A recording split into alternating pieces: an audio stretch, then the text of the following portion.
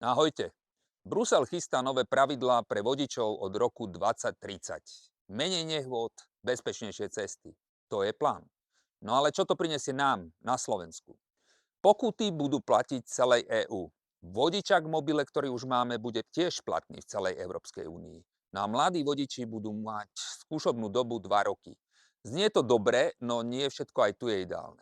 Napríklad 15-roční budú môcť šoferovať malé autá a 18-roční kamiony. Je toto bezpečné?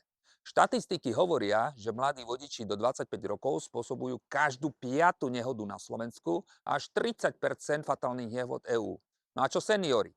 Po 65-ke ich čakajú častejšie prehliadky a dokonca kondičné jazdy. Pomôže to alebo skomplikuje život? Prečítajte si celý môj komentár na sita.sk, link je dolu v popise, kde rozoberám plusy aj mínusy. Dajte vedieť, čo si o tom myslíte vy a jazdite hlavne opatrne. Pekný deň.